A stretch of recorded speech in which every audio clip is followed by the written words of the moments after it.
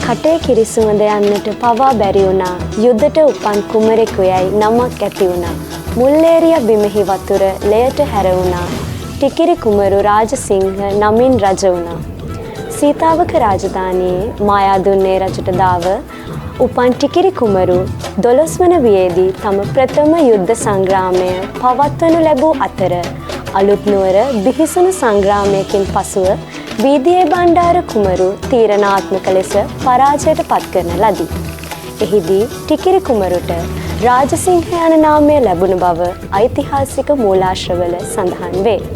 ටිකිරි කුමරුගේ කුඩා කාලය හා තරුණාවදිය අලලා සාම්ප්‍රදායික සහ නිර්මාණාත්මක චලන මුසු වූ කුරුණෑගල ලයිසියම් ජාත්‍යන්තර පාසලේ දරුවන්ගේ නර්තන දක්ෂතා මුසුකොටගත් අතීත කතාව වර්තමානයට නිර්මාණාත්මකව ගෙනෙන නර්තනාංගයයි ටිකිරි කුමරු.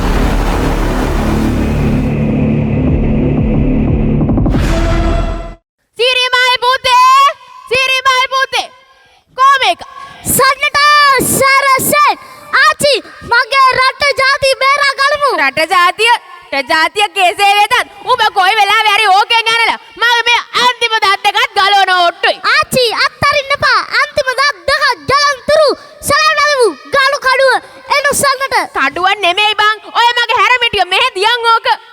මුග්ගේ වැඩත් හරියට යුද්ධෙටම උපාන් ටිකිරි කුමාරයාගේ වගේ. ටිකිරි කුමාරයා? ඔව්. නාන්සෙත් ඒ කාලේ ඒමලුනේ. කටේ කිරි සුවඳ යන්නත් කලියෙන් රට ජාතිය වෙනුවෙන් අටං කොලා කියලා නේ කොළුවෝ කියන්නේ. අනේ ආච්චි ටිකිරි කුමාරයා ගැන මටත් කියලා දෙන්නෝ. ටිකිරි කුමාරයා ගැන මං උඹට කියලා දෙන්න ඕනේ. අපේ ලයිසියම් කුරුණෑගලේ දරු පැටවු ටික දැනටමත් ලෑස්ති වෙලා ඉන්නේ. අපිට උන්නාන්සේගේ අපංකම් පෙන්නන්න. ඒ කොහමද? මෙහෙම